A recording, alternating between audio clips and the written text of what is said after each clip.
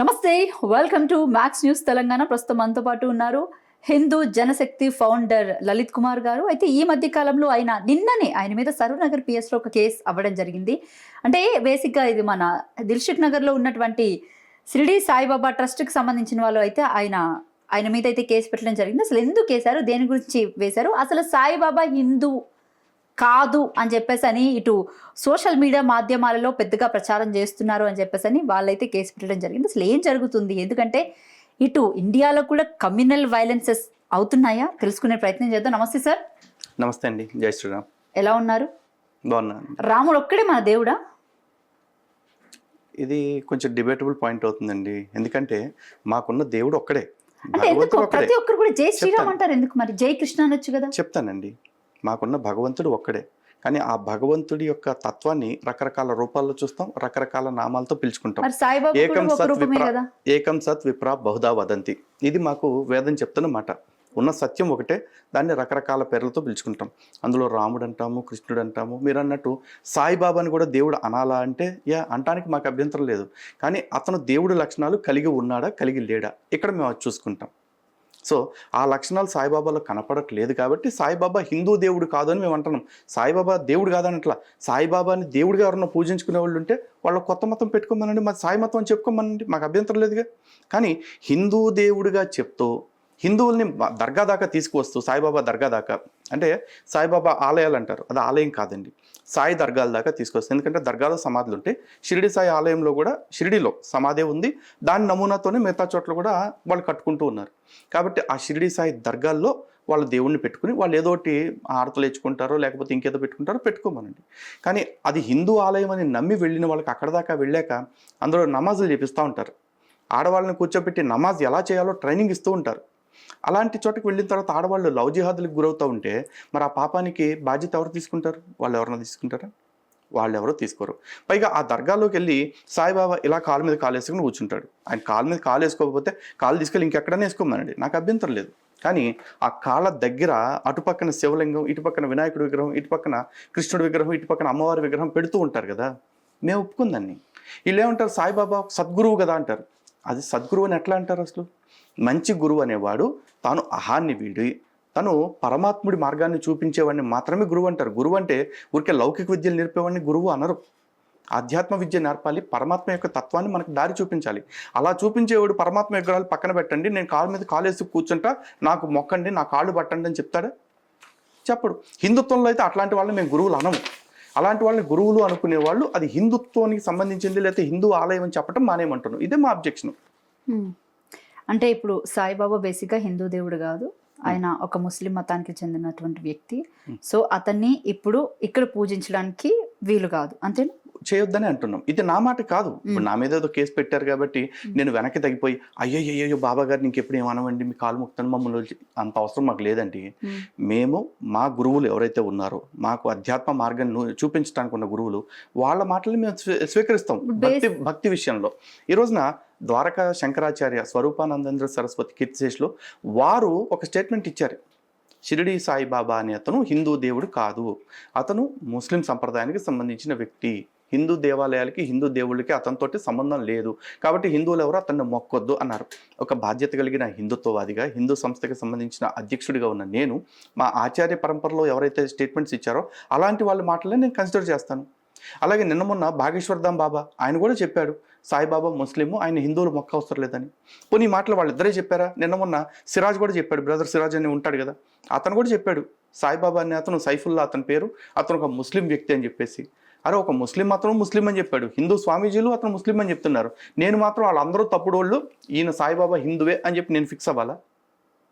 నాకు నా పెద్దలు చూపించిన మార్గం నేను పాటిస్తాను, గౌరవిస్తాను. ఓటిగా చెప్పండి ఒకటి, అంటే హిందూ దేవుళ్ళకి సంబంధించి ఇన్ని వివాదాలు అసలు తెర మీదకి ఎందుకు వస్తున్నాయి? అంటే ఈ మధ్య కాలంలో అంటే కేవలం మీరంతా కూడా హట్ అవ్వద్దు, ముందే చెప్తున్నాను నేను, మీరంతా కూడా మీడియా ముఖంగా పబ్లిసిటీ కోసమే ఇదంతా చేసేది. మరి పబ్లిసిటీ కోసం అంటే ఇదివరకు ఎప్పుడు లేదండి. ఇప్పుడు నాకు యూట్యూబ్ ఛానల్ ఉంది, నేను నా ఛానల్లో నేను వీడియో పెట్టుకుంటున్నా, నా ఒపీనియన్ షేర్ చేసుకుంటున్నా.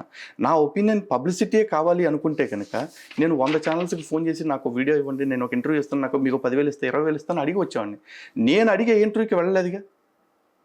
మీరు అడిగితే నేను వచ్చాను నేను interview ఏమంటున్నా- ఇవ్వడానికి. no, no, no, it's నాకు not about పబ్లిసిటీ interview. నేను It's not కాదు, about interview. నేను పబ్లిసిటీ కోరుకుంటే గనక నేను వెళ్ళాల్సిన ప్లాట్ఫామ్స్ చాలా ఉన్నాయి, వాటన్నిటికీ వెళ్తాను.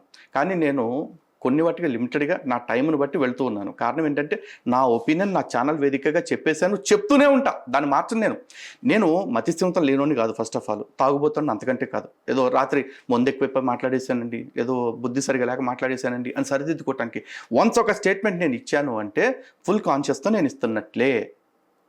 అంటే ఏంటి, Mark my words. ఇండియాని మరో బంగ్లాదేశ్ చేయాలనుకుంటున్నారా మీరు? బంగ్లాదేశ్ చేయొద్దు అనుకుంటున్నా, బంగ్లాదేశ్ కాకూడదు అనుకుంటున్నా. ఇప్పుడు బంగ్లాదేశ్ లో హిందువుల్ని ఎలాగైతే హింసిస్తున్నారో అలాగే ఇండియాలో కూడా ముస్లిమ్స్ ని అలా హింసిద్దాం అనుకుంటున్నారా ఏంటి?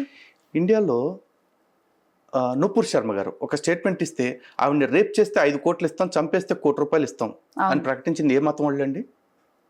చెప్పండి, ఏ మతం వాళ్ళు అంటున్నా? ఆ మతం పేరు చెప్పడానికి కూడా మీరు భయపడుతున్నారంటే ఈ దేశంలో ప్రమాదంలో ఉంది ఎవరు? ప్రవీణ్ నెత్తార్ అనే వ్యక్తిని రోడ్డు మీద కత్తులతో పొడిచి చంపేశారండి, బజరంగ్ దళ్ కార్యకర్తని. చంపింది ఎవరండి? కన్నయ్యలాల్ అనే వ్యక్తిని నూపూర్ శర్మకు మద్దతుగా ఒక స్టేటస్ పెట్టుకున్నందుకు ఒక టైలర్ని వీడియో తీస్తూ కుత్తుక్కోసి చంపేశారు. చంపినోడు ఏ మతస్థుడండి? కృష్ణ బర్వాద్ అనే వ్యక్తిని వీధుల్లోకి వచ్చి పొడిచి పొడిచి పొడిచి చంపేశారు, బజరంగ్ దళ్ కార్యకర్తని. చంపింది ఏ మతస్థులండి? ఏదో ఒక ఇన్సిడెంట్లో ఒక మతస్థుడి పేరు చెప్పండి మీరు. లేదు, మొన్న పహల్గాంలో ప్యాంటు జిప్పు లొప్పు తీసి వాడు హిందువా ముస్లిమా అని చూసి చంపారు కదా, చంపింది ఏ మతస్థుడు, చచ్చింది ఏ మతస్థుడు?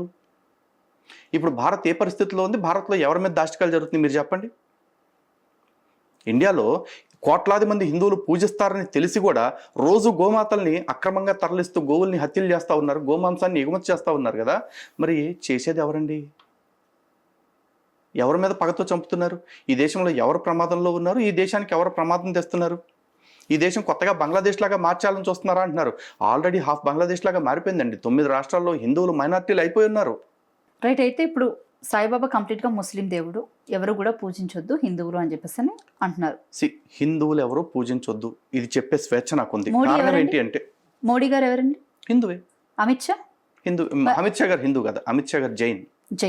ఓకే, మరి వాళ్ళు ఎందుకు మరి షిరిడి సాయిబాబాను మొక్కారు? మోడీ గారు నిన్న క్రిస్మస్ వస్తే చర్చికి కూడా వెళ్ళారండి. ఆయన ఈ దేశానికి ప్రధానమంత్రి, అన్ని విశ్వాసాలని గౌరవించడానికి ఆయనకు బాధ్యత ఉంది. అంటే దండం కాబట్టి పెట్టారు మరి? అదే చెప్తున్నానండి, గౌరవించారు, అక్కడ దాకా వెళ్ళారు కాబట్టి గౌరవిస్తున్నారు. ఆయన ఓ రాజకీయ నాయకుడు, సరే, ఆయన చెప్పగలుగుతారా మీరు? దేశాధినేత. మోడీకి చెప్పగలుగుతారా మీరు సాయిబాబాను మీరు పూజించొద్దని? వ్యక్తిగతంగా మోడీ గారు నాకు కలిస్తే నేను చెప్తా, మీరు ప్రధానిగా అన్ని మతాలని గౌరవించండి, కానీ ఒక హిందువుగా మీరు చెప్పేటప్పుడు మీరు సాయిబాబాను మొక్కకూడదండి, మీరు మొక్కడానికి అర్హులు కాదు అని చెప్తాను. మోడీ గారికి కూడా చెప్తా, నాకు వ్యక్తిగతంగా కలిసే అవకాశం వస్తే. మోడీ గారు హిందుత్వం ముందు ధర్మం ముందు మోడీ గారు అయినా ఒకటి, నాకు ట్రంప్ అయినా ఒకటి, ఎవరైనా ఒకటే. అందరికీ నేను చెప్పాలనుకునేది నిజమైనప్పుడు ఆ నిజాన్ని నిర్భయంగానే చెప్తాను నేను. రైట్. అంటే ప్రో హిందూ అని చెప్పుకునే బీజేపీ పార్టీ, హిందువుల కోసమే ఉన్నామని చెప్పుకునే బీజేపీ పార్టీ, హిందూ కత్రేనా అని చెప్పుకునే ఆర్ఎస్ఎస్ కానీ లేకపోతే విహెచ్పి కానీ, ప్రపంచంలోనే హిందువులకి ప్రఖ్యాత గాంచిన తిరుమల తిరుపతి వెంకటేశ్వర స్వామి టెంపుల్ని జిఎస్టీ నుంచి ఎందుకు మినహాయించలేదంటారు?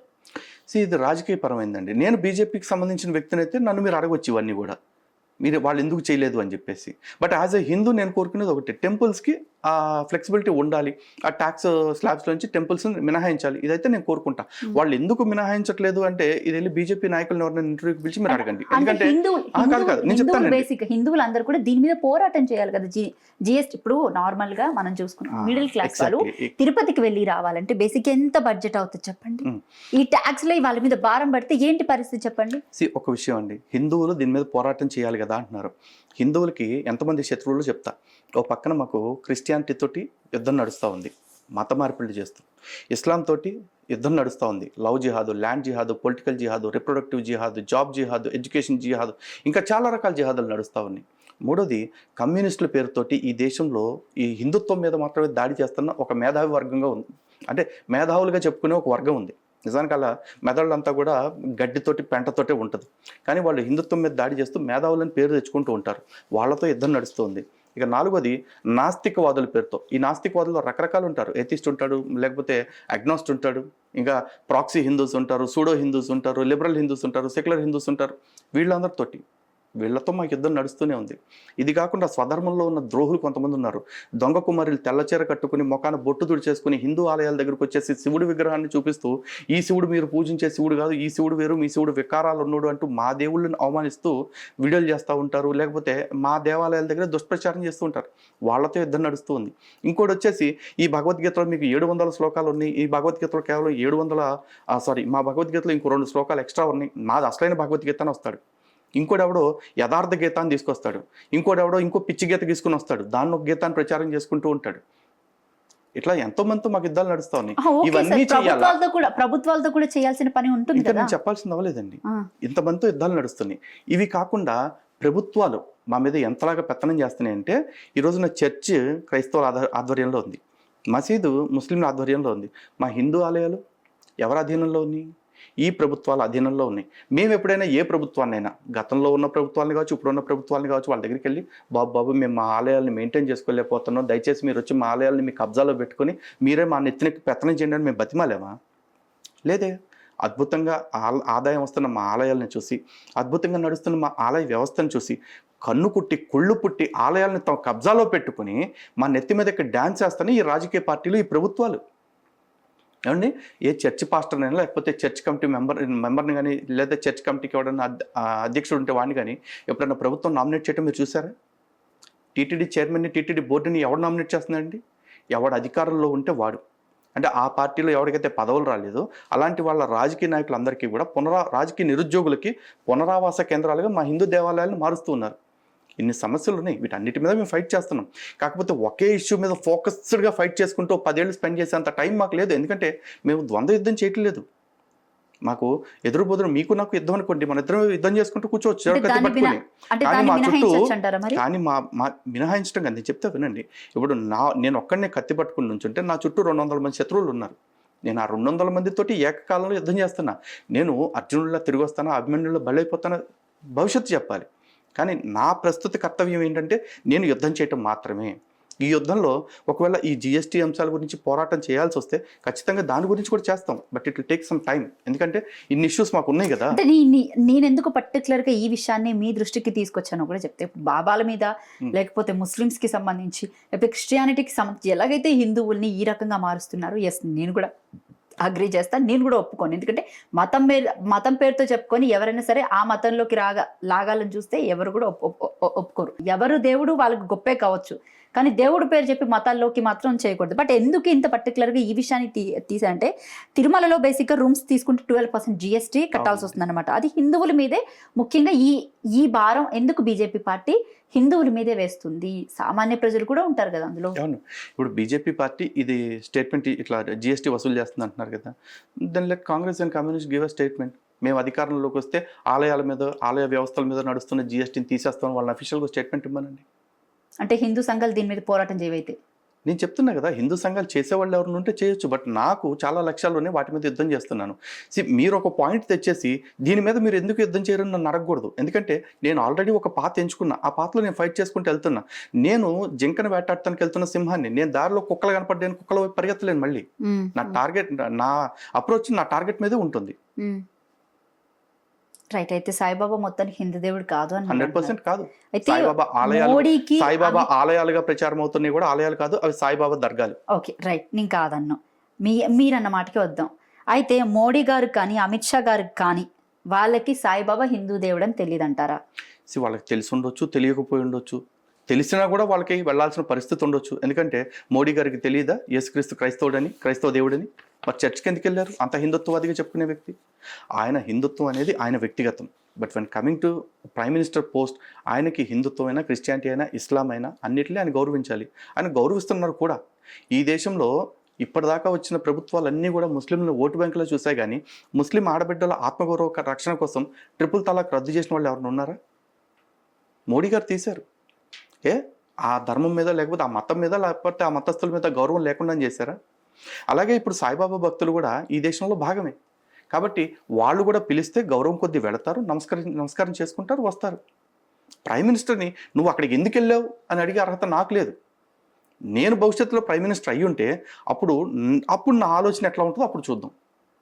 ఇప్పటికైతే సరే నేను చూస్తున్నా కదా. బంగ్లాదేశ్లో హిందువుల మీద జరిగినటువంటి దాడులు మీకు తెలిసే ఉంటాయి కదా. ఉమ్, పాపం అతన్ని ఎంత క్రూరంగా అవునండి, దీపు చంద్రదాస్. దీపు చంద్రదాస్ని ఏ రకంగా చంపేశారో మనం చూసాం కదా. ఎందుకంటే ఇక్కడ ఇండియాకి సంబంధించి ఒక్క హిందువు సరిగ్గా సోషల్ మీడియాలో పెట్టడమే తప్ప ఎవరు అక్కడ ఉన్నటువంటి హిందువుల్ని కాపాడాలి అన్న ధోరణి ఎందుకు రాలేదు? ఎవరికి ఎందుకు మాట్లాడలేకపోతున్నారు ఎవరు? బంగ్లాదేశ్ అనేది ఒక స్వతంత్ర దేశం అండి. అక్కడికి వెళ్ళి ఎవరైనా కాపాడాలంటే ఇక్కడ హిందువులు అక్కడికి ఎట్లా వెళ్తారు చెప్పండి? కత్తులు పట్టుకుని వెళ్తారా? లేదుగా. పోనీ పాకిస్తాన్లో ఇదే పరిస్థితి వస్తే అక్కడికి ఇక్కడ హిందువులు కత్తులు పట్టుకుని వెళ్తారా? వెళ్ళలేరుగా. కానీ అక్కడ రక్షణ కరువైన హిందువులు భారతదేశంలోకి వచ్చి బ్రతకాలి అనుకుంటే భారతదేశం వాళ్ళకు ఒక అవకాశం ఇచ్చింది.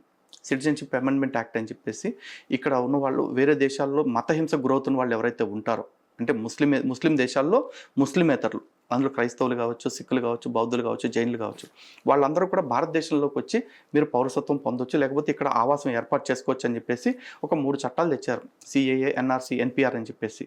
కానీ ఆ సిఏఏ వచ్చినప్పుడు ఈ దేశంలో ఉన్న ముస్లింలందరూ, ఈ దేశంలో ఉన్న నాన్ హిందూస్ అందరూ ఎన్ని ధర్నాలు చేశారు మీరు చూసారు? సిఏఏ వ్యతిరేక ఉద్యమాలు చాలా జరిగాయి కదా. ఎందుకు సిఏఏ అవసరం పడింది అంటే ఇందుకే. ఆ దేశంలో మత హింస జరుగుతుంది కాబట్టే. మొన్న యోగి ఆదిత్యనాథ్ గారు కూడా ఒక స్టేట్మెంట్ ఇచ్చారు.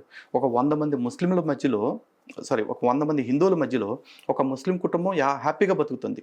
కానీ 100 మంది ముస్లిం కుటుంబాల మధ్యలో 50 మంది హిందూ కుటుంబాలు సంతోషంగా బతకలేవు, సేఫ్గా ఉండలేవు అని చెప్పారు. ఇది ఒక రాష్ట్ర ముఖ్యమంత్రిగా ఉన్న వ్యక్తి చెప్పిన మాట. మరి అక్కడ బంగ్లాదేశ్లో జరుగుతుంది ఇది కాదా? ఇవన్నీ కూడా మోడీ గారు, యోగి గారు మాట్లాడితే వీళ్ళు మత విద్వేషాలు రెచ్చగొడుతున్నారంటారు. మత విద్వేషాలు రెచ్చగొడుతుంటే మతం పట్ల జరుగుతున్న దాడుల గురించి వాస్తవాలు చెప్తుంటే విద్వేషాలను ప్రచారం చేస్తున్నారు. అండ్ దీనికి కుహనా మేధావులు కొమ్ము కాస్తున్నారు అబద్ధాల ప్రచారానికి.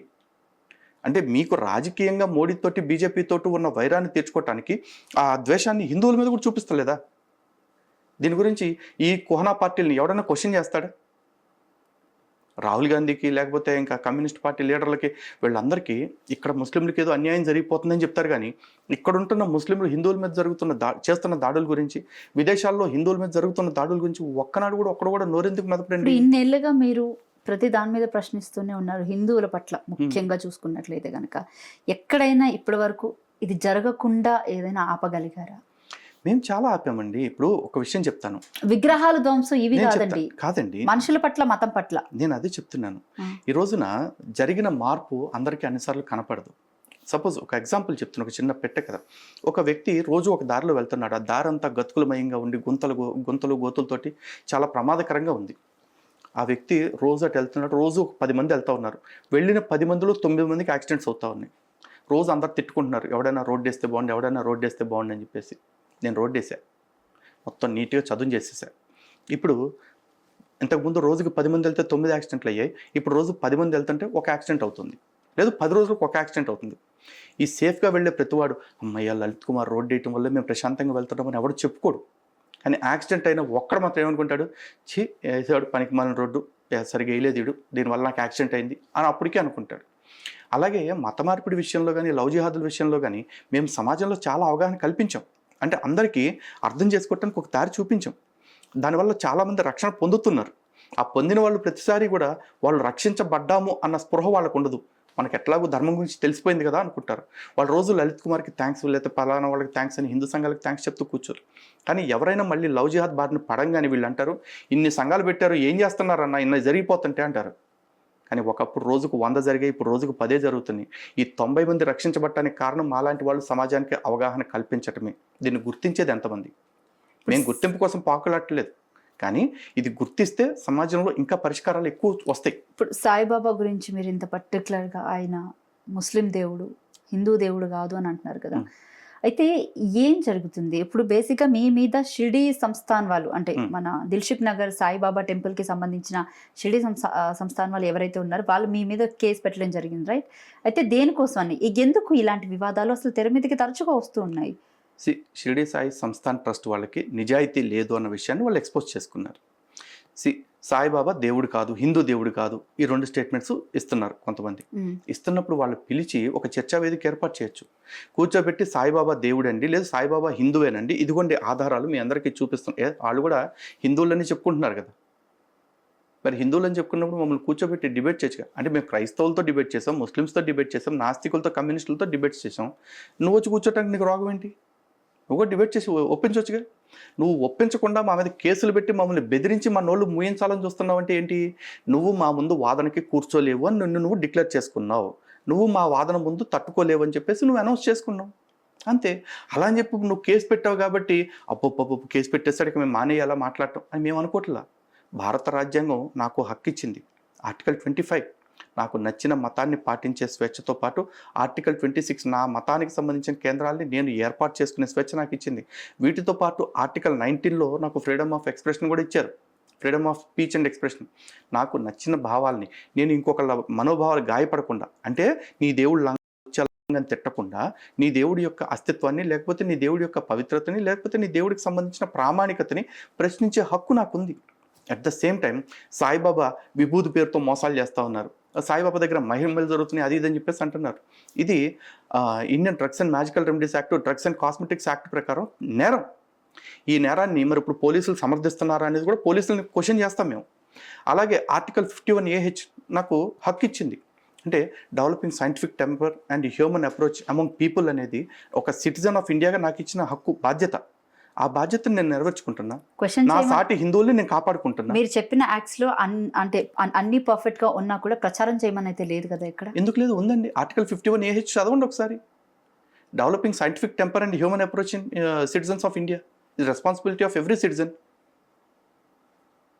మతాల గురించి, దేని గురించి అయినా సరే, అది శాస్త్ర విరుద్ధంగా ఉన్నప్పుడు, సహేతుకంగా లేదు అనుకున్నప్పుడు దాని గురించి అవగాహన కల్పించే హక్కు నాకుంది. With permitted language, permitted way. So question చేసే రైట్ మీకు నాకుంది కదా. క్వశ్చన్ చేసే రైట్ అయితే ఓకే. మహారాష్ట్రలో ఉన్న బీజేపీ ప్రభుత్వం కూడా రాష్ట్రానికి సంబంధించి హిందూ ధార్మిక సంస్థలు ఏవైతే బెనిఫిట్స్ అందుతున్నాయో అవే బెనిఫిట్స్ కూడా హిందూ ధార్మిక సంస్థల బెనిఫిట్స్ ఇవన్నీ నోటిఫై చేసింది కదా. అయితే ఈ ఎగ్జెంప్షన్ ఎందుకు, అంటే అన్నిటికీ ఇచ్చింది, మరి ఎందుకు ఇటు షిరిడి సాయిబాబా ట్రస్ట్ కూడా ఎందుకు ఇచ్చింది? నాకు మీరు చెప్పిన యాక్ట్ గురించి లేకపోతే ఆ పాలసీ గురించి నాకు నిజంగా అవగాహన లేదు. నేను ఫస్ట్ టైం వింటున్నాను మీ నుంచి. అండ్ రెండోది, గవర్నమెంట్ పాలసీస్ ఎట్లా ఉంటున్నాయి అంటే దాని గురించి మళ్ళీ క్వశ్చన్ రిపీట్ చేస్తాను, కావాలంటే వినండి. మహారాష్ట్రలో ఉన్న బీజేపీ ప్రభుత్వం కూడా రాష్ట్రానికి సంబంధించి హిందూ ధార్మిక సంస్థలు ఏవైతే బెనిఫిట్స్ అందుతున్నాయో అవే హిందూ ధార్మిక సంస్థ బెనిఫిట్స్ కూడా ఇటు షిరిడి సాయిబాబా ట్రస్ట్ కి కూడా ఇస్తుంది. అంటే ఇటు సాయిబాబా టెంపుల్ ని కూడా నోటిఫై చేసింది అది హిందూ టెంపుల్ అని చెప్పేసి అని. ఓకే, ఇక్కడ ఒకటైతే క్లియర్గా చెప్తానండి. First of all, politics is all about number game అండి. ఎవరికి 151 కోట్లు వస్తే వాడే విన్నర్ అన్నట్టుగా ఉంటుంది. కాబట్టి ఆ 51 అనే నెంబర్ కోసం ఏ పనైనా చేస్తారు రాజకీయ పార్టీల వాళ్ళు. ఇక్కడ హిందూ టెంపుల్స్కి ఇచ్చే బెనిఫిట్స్ సాయిబాబా టెంపుల్స్ కూడా ఇవ్వాలి అని చెప్పి ఇవ్వచ్చు అని చెప్పేసి చెప్పారు అంటున్నారు కదా. నేను కూడా అదే అడుగుతున్నా. నేను సాయిబాబా హిందూ దేవుడని, సాయిబాబా దర్గాలు హిందూ దేవాలయాలను ఒప్పుకోవడానికి రెడీగా ఉన్నా. Only thing, Saibaba Shirdi Sai Samsthan trust వాళ్ళని మా దేవాలయాలని కూడా హిందూ దేవాదాయ శాఖ చట్టం పరిధిలోకి తెచ్చేయండి అని చెప్పమానండి. ఇది ఒక్కటే చేయమనండి. నేను సాయిబాబా దగ్గర మొక్కుతా, సాయిబాబా విగ్రహానికి మొక్కుతా. హిందూ దేవాలయాల్లో హిందూ దేవాదాయ శాఖలోకి సాయిబాబా ఆలయాలను ఇచ్చేయమనండి. ఇది ఒకటే. ఎంతకంటే గోల్డెన్ ఆఫర్, బంపర్ ఆఫర్ ప్రపంచంలో నాకు తెలిసి ఎవరెవరాలకి నా లైఫ్లో ఇట్లాంటి రీజనబుల్ డీల్ లేదు తెలుసా. మరి ఇంత చూసుకోండి, ఎంతకంటే గోల్డెన్ ఆఫర్ ఎవరైనా ఇస్తారే వాళ్ళకి. నిజంగా వాళ్ళు నిజాయితీ పరులైతే ఈ స్టేట్మెంట్కి కన్ఫైన్ అవ్వమని చెప్పండి. హిందూ ఐకమత్య కోసమే ఉన్న ఏకైక పార్టీ శివసేన పార్టీ. అది మీ స్టేట్మెంటా? No, it's not my statement. అందరికీ తెలిసిందే కదా అది. నాకు తెలియదండి. ఓకే సరే, బీజేపీ పార్టీ ఎలాగుందో అలాగే తర్వాత ప్రసిద్ధిగాంచిన పార్టీ ఏదంటే Shiv Sena party. Okay okay, Shiv Sena పార్టీలో కూడా హిందూ దేవాలయాలు కూడా, అంటే హిందూ దేవుళ్ళు కాదా అంటే ఈ సాయిబాబాకి సంబంధించి ఎవరు కూడా ఇతను హిందూ దేవుడు కాదు అని చెప్పేసి ఎవరు ఎందుకు అబ్జెక్షన్ చెప్పలేదంటారు? ఆల్రెడీ టోల్డ్ యూ అండి, politics is all about number game. So ఆ 51 కోసం ఏమైనా మాట్లాడతారు, ఏమైనా చేస్తారు. Don't consider politics and politicians. అయితే మీరు ఫస్ట్ చేయాల్సింది దేవుళ్ళ మీద, లేకపోతే ఈ ట్రస్ట్ మీద, వీళ్ళ మీద కాదు, పొలిటీషియన్స్ మీద కదా. That's what we are doing. Politicians మీద ఫైట్ చేస్తున్నాం కదండి. ప్రతి ఎలక్షన్ అప్పుడు కూడా పాలిటీషియన్స్ వెళ్ళి డిమాండ్ చేస్తూ ఉన్నాం. మా హిందువుల కోసం మీరు ఏం చేస్తున్నారు? బీసీల కోసం ఇదంటారు, ఎస్సీల కోసం ఇదంటారు, క్రైస్తవుల కోసం ఇదంటారు, ముస్లింల కోసం ఇదంటారు, అందరికీ బెనిఫిట్స్ ఇస్తూ ఉంటారు. And how about Hindus what about Hindu temples, మేము క్వశ్చన్ చేస్తూనే ఉన్నాం కదా. లాస్ట్ టైం హిందూ డిక్లరేషన్ ప్రకటించాలని ప్రతి రాజకీయ పార్టీ దగ్గరికి వెళ్ళాం. టీడీపీ మేనిఫెస్టోలో కూడా పెట్టింది ఆ హిందూ డిక్లరేషన్ని. మరి మేము ఫైట్ చేయబట్టే కదా పెట్టింది. రైట్. అయితే ఈ మధ్య కాలంలో కొంతమంది యూట్యూబర్స్, సో కాల్డ్ ఇన్ఫ్లుయెన్సర్స్ అని చెప్పుకునే వాళ్ళు వేరే దేశంలో ఉంటూ ఓకే, అక్కడ ప్రపంచ యాత్రికుడు అనే పేరుగాంచిన ఒక నా అన్వేష్ అనే ఒక వ్యక్తి మీకు తెలిసే ఉంటాడు. ఆయన గారు చేసినటువంటి కొన్ని కామెంట్స్ మీ దృష్టికి నేను తీసుకురాదలుచుకున్నాను. సీతాదేవికి సంబంధించి నిండుగా చీర కట్టుకున్నా కూడా, ఇటు ద్రౌపది కూడా నిండుగా చీర కట్టుకున్నా కూడా ఎందుకు వాళ్ళ మీద రేప్ అటాక్స్ జరిగాయి అని చెప్పేసి ఆయన గారు మాట్లాడడం జరిగింది. అలాగే నిన్న మళ్ళీ నాలుక మడత పెట్టి నేను అన్న మాట అలాగా కాదు, ఎందుకు తీసుకెళ్లారు అంటే వాళ్ళు ఇంత పద్ధతిగా ఉన్నా కూడా రేప్ అటాక్స్ అవి జరగట్లేదు, ఎవరి ఫ్రీడమ్ వాళ్ళకి కల్పించాలి కదా. ఒకవేళ నా కామెంట్స్ పట్ల ఎవరైనా అసంతృప్తి చెంది ఉంటే నేను క్షమాపణ చెప్తున్నాను అన్నారు. దీన్ని అసలు మీరు ఏ రకంగా చూస్తారు? ఇక్కడ ఫస్ట్ ఆఫ్ ఆల్ నా అన్వేషణ అనే వ్యక్తికి హిందూ గ్రంథాల మీద, పురాణాల మీద ఏమాత్రం అవగాహన లేని వ్యక్తి. ఆడు ప్రపంచం అంతా ఎక్కడెక్కడో తిరుక్కుంటూ ప్రపంచంలో కనపడిన బ్రోతల పనుల్ని లేకపోతే ఈ వేశ్యావృత్తుల వాటికల్ని చూపించేసుకుంటూ ఇదే దేశానికి అభివృద్ధి లేకపోతే అభివృద్ధికి కొలమానం అని మాట్లాడుతున్నవాడు. ఇప్పుడు థాయిలాండ్ వాడికి గొప్ప, చైనా వాడికి గొప్ప, అమెరికా వాడికి గొప్ప, దుబాయ్ వాడికి గొప్ప. ఎందుకు గొప్ప అంటే వాటి కరెన్సీ వాల్యూ ఎక్కువ కాబట్టి. ప్రపంచ దేశాలన్నీ కరెన్సీ వాల్యూని పెంచుకోవటానికి కష్టపడుతూ ఉన్నాయి. కానీ భారత్ కరెన్సీ వాల్యూ అనే దానికి సెకండరీ ప్రయారిటీ ఇస్తూ ఈ దేశపు కోర్ వాల్యూస్ ఏవైతే ఉన్నాయో ఆ వాల్యూస్ని మెయింటైన్ చేయడం, సస్టైన్ చేయడం అనే దానికి హై ప్రయారిటీ ఇస్తూ ఉంది. ఇది వాడికి నచ్చకపోవచ్చు, వాడి లాంటి మైండ్ సెట్ కలిగిన వాడికి నచ్చకపోవచ్చు. అందుకే వాడు పురాణాల నుంచి కోట్ చేస్తూ సీతమ్మ తల్లిని, ద్రౌపది గురించి ప్రస్తావన చేస్తూ ఆడవాళ్ళ వస్త్రధారణకి ముడిపెట్టి ఒక స్టేట్మెంట్ ఇచ్చాడు. ఈ రోజున సీతమ్మ తల్లి మోడర్న్ డ్రెస్లు వేసుకోవాలి, ద్రౌపది మోడర్న్ డ్రెస్లు వేసుకోవాలి, కానీ వాళ్ళిద్దరి మీద కూడా అసాల్ట్ జరిగే ప్రయత్నం జరిగింది, అవునా? కానీ ఏం జరిగినా సరే ఈ రోజుకి కూడా సీతమ్మని దేవతగా పూజ చేస్తున్నాగా. రామాలయంలో రాముడు ఉన్నాడంటే రాముడు పక్కన సీతమ్మ లేకుండా ఉంటుంది ఏ రామాలయమైనా? మిగతా ఆలయాలన్నీ ఇప్పుడు శివాలయాలు ఉన్నాయి, వైష్ణాలయాలు ఉన్నాయి, కానీ సీతారామాలయాలు ఉన్నాయి తప్ప ఒక్క రామాలయాలు ఎక్కడా లేవండి, రాముడు మాత్రం ఉండే ఆలయాలు. మరి సీతమ్మ తల్లికి ఆ గౌరవం ఎందుకు వచ్చింది? కేవలం తన మీద జరిగిన అటాక్ వల్ల తన గౌరవం పోలా, తను మెయింటైన్ చేసుకున్న తన ఓన్ వాల్యూస్ వల్ల తనకు గౌరవం వచ్చింది. అలాగే ద్రౌపది మాత మీద కూడా అటాక్స్ జరిగాయి. ఓసారి సైందోడు అనే లోఫరగాడు, ఇంకోసారి కీచకుడు అనే పోరంబోగ్గాడు ఆవిడని ఇబ్బంది పెట్టాలని ప్రయత్నం చేశారు. కానీ 2 సార్లు జరిగిన ఆవిడ 5గురిని వివాహం చేసుకున్నా సరే ఆవిడ ఇప్పటికి కూడా పంచమహాకన్యల్లో ఒక ఆవిడగా గొప్పగా చూస్తాం మనం. ఎందుకు చూస్తున్నారు? ఎందుకంటే వాళ్ళుగా ఎక్కడ వాళ్ళ వాల్యూస్కి తిలోదకాలు ఇచ్చేయలేదు. కానీ వీడేం చేస్తూ ఉంటాడు, 14 ఏళ్ళ అమ్మాయి 1000 రూపాయలకి దొరికిందని చెప్పేసి ఆ అమ్మాయితో నేను సెక్స్ చేశానని చెప్పేసి ఓపెన్గా చెప్పుకున్న ఒక పోరంబోకిడు. పైగా నిన్న మొన్న మాట్లాడుతూ వాడు ఏమంటాడు, నేను ఇంకా ఇండియా ఎప్పుడూ రాను, నేను బయట దేశాల్లో ఉండి ఏదైనా సాధిస్తారు, ఇండియా వస్తే రేపు నాకు పిల్లలు పుడితే నా కూతురు కూడా రేపు చేస్తారేమో అన్నాడు. ట్రూ. సో వాళ్ళ అమ్మ ఇక్కడే ఉందిగా, వాళ్ళ అమ్మని ఎప్పుడైనా ఎవరన్నా రేపు చేశారా? చేస్తే చెప్పమానండి, మేము దాచుకున్నాం చెప్పలేకపోయాము, మా అమ్మ మీద కూడా జరిగిందని చెప్పమానండి. ఈ మాట నేను అంటే వాడికి బాధ కలగవచ్చు, వాడికి కలగవచ్చు, వాళ్ళ అమ్మగారికి కలగవచ్చు, కానీ నా దగ్గర ఇంక వేరే ఆప్షన్స్ ఏం లేవండి. ఎందుకంటే నువ్వు కన్న కొడుకు నిన్ను అవమానించేలాగా మాట్లాడే పరిస్థితి నాకు కల్పించాడు. ఎందుకంటే నా తల్లి భరతమాత గురించి మాట్లాడాడు, ఈ దేశపు హిందుత్వం గురించి, హిందువుల గురించి మాట్లాడాడు. నేను అంటున్నాడు 60,000 మంది మీద అత్యాచారాలు జరిగినాయి, చేసిందంతా హిందువులే అన్నాడు. వీడెళ్ళి ప్రతి ఒక్కటి మతం చూసొచ్చాడా? ప్రతి ఒక్కడికి వాడికి సున్నతి అయిందో లేదో చూసొచ్చాడు వీడు పట్టుకుని? లేదుగా. మరి ఎందుకు ఆ స్టేట్మెంట్ ఇచ్చాడు? పైగా దానికి అంటున్నాడు ఈ దేశం కూతురు నా కూతురు మీద రేప్ జరుగుద్దేమో అన్నాడు. హైయెస్ట్ రేప్స్ ఎక్కడ జరుగుతున్నాయి వరల్డ్లో ఎతకండి, ఇండియా 94th ప్లేస్లో ఉంది. మరి మిగతా 93 దేశాల్లో ఏ ఒక్క కంట్రీకి వీడు వెళ్ళలేదా? మనం అక్కడికి వెళ్ళి బతుకుతాడా? అక్కడికి వెళ్ళి బతికితే వీడి కూతురు పుడితే ఆ కూతురు రేప్ చేయకుండా ఉంటారని గ్యారంటీ ఉందా? ఇతను ఆల్రెడీ ఒక అమ్మాయిని పెళ్లి చేసుకొని డైవర్స్ కూడా తీసుకున్నట్టు తనే బయట పెట్టుకున్నటువంటి పరిస్థితి కూడా కనిపించింది మనకు ఒకసారి. ఏం చెప్తారు? ఫస్ట్ ఆఫ్ ఆల్ ఆవిడకి శుభాకాంక్షలు చెప్తానండి, కంగ్రాచులేషన్స్ అమ్మ, అంతే. వాడి గురించి మాట్లాడటానికి ఇంకేముంది? ఆడవాళ్ళని కూడా పట్టుకోవాలి ఆయన సోషల్ మీడియాలో. నువ్వేమైనా పెద్ద పతివ్రతవా? అంతెందుకని, అంతే వేదాంత్ మీకు ఐడియా ఉండే ఉంటాడు. Okay, Vedant media. Okay okay.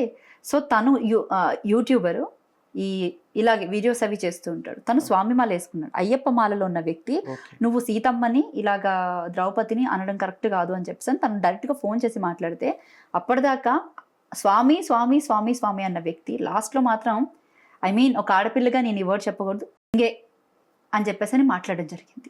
మరి అయ్యప్ప మాలలో ఉన్న వ్యక్తిని అసలు ఇతను ఇలా మాట్లాడడం కరెక్టే అంటారా? అదే అంటున్నా, స్వామి దీక్షలో ఉన్న వ్యక్తిని మనం ఎంత గౌరవంగా చూస్తామండి, స్వామి దేవుడితో అని సమానంగా మాట్లాడతాం. చూస్తాం. మరి ఆయన ఆ స్వామిమాలు వేసుకున్నారంటే ఆయనకు ఆ భక్తి ఎంత ఉండుంటే స్వామిమాలు వేసుకుంటారు. అవును. అలాంటి వ్యక్తిని పట్టుకుని నువ్వు హిందువు అని చెప్పుకుంటూ ఆ మాట అంటాం ఎంతవరకు కరెక్ట్?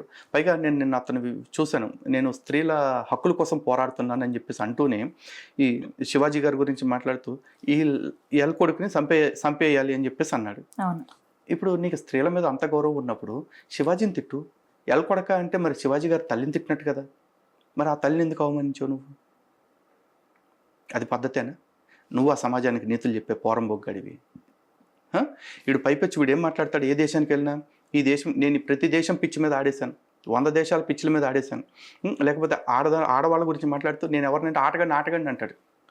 అంటే నువ్వు ఆటగాడు కరెక్టే, నువ్వు ఆడింది ఎవరి మీద? అంటే ఆడవాళ్ళని ఆట స్థలంగాను ఆట వస్తువుగాను చూస్తున్నావా? ఇది ఆబ్జెక్టిఫికేషన్ కాదా స్త్రీలని? రియల్ ఆబ్జెక్టిఫికేషన్ చేస్తుంది వీడు. కానీ విచిత్రంగా సమాజంలో ఎవరు కూడా వాడిని కార్నర్ చేయట్లా. శివాజీ గారు ఇచ్చిన ఒకే స్టేట్మెంట్ని పట్టుకుని శివాజీ గారిని కార్నర్ చేస్తూ ఉన్నారు. శివాజీ గారు ఏమన్నారు, మోడర్న్గా ఉండొద్దల్లా, ఆ మోడర్న్గా ఉండేదాన్ని కొంచెం లిమిట్ చేసుకోండి అమ్మా, ఇక్కడ వరకు ఓకే బట్ ఇక్కడ వరకు చేయొద్దు అని అన్నారు. ఈరోజు సమాజంలో కొంతమంది వచ్చేసి నిజంగా ఏ హీరోయిన్స్ గురించి అయితే ఆయన చెప్పాడో ఆ హీరోయిన్లు ఎవరో రాలా. అనసూయ గారు వచ్చేసారు, నేను ఒక సినిమా హీరోయిన్గా చేశాను అని చెప్పేసి పాపం ఇష్యూ మొత్తాన్ని ఆవిడ మీదకి డైవర్ట్ చేయించుకుని తిట్లన్నీ ఆవిడ కాస్తున్నారు. సో ఆవిడ దానికి తనకి తన హస్బెండ్కి సంబంధించిన ఇష్యూ తను చూసుకుంటారు. కానీ వీడు మాట్లాడుతూ బట్టలు వేసుకోవద్దని చెప్తే అంటావా నువ్వు అని చెప్పి నాగబాబు గారు కూడా వచ్చేసాడు. ఆయన బట్టలు వేసుకోవద్దని అనలేదురా బాబు, ఆయన ఏమన్నాడు, మితిమీరిన విశృంఖలత్వంతో కూడిన బట్టలు వేసుకోవద్దు అన్నాడు. నీకు నేను ఇప్పుకు తిరుగుతాను అనే స్వేచ్ఛ నీకు 100% ఉంది. ఇప్పుకు తిరిగే వాళ్ళు ఇప్పుకు తిరగండి, హాఫ్ కప్పుకునే వాళ్ళు హాఫ్ కప్పుకోండి, పూర్తిగా కప్పుకునే వాళ్ళు పూర్తిగా కప్పుకోండి. లేదు మేము ముస్లిమ్స్ లాగా బుర్కాలు వేసుకుని తిరుగుతామంటే బుర్కాలు కూడా వేసుకోండి, అది మీ స్వేచ్ఛ. కానీ ఇలా తిరగొద్దమ్మా, ఇది భారతదేశం, ఇక్కడ కొంతమందికి మనకు పూర్వీకులు కొన్ని విలువలు నేర్పారు, ఆ విలువలు పాటిద్దాము అని చెప్పే హక్కు లేదు అన్నట్టుగా మాట్లాడుతున్నారు చూడండి, అది తప్పు అంటున్నా.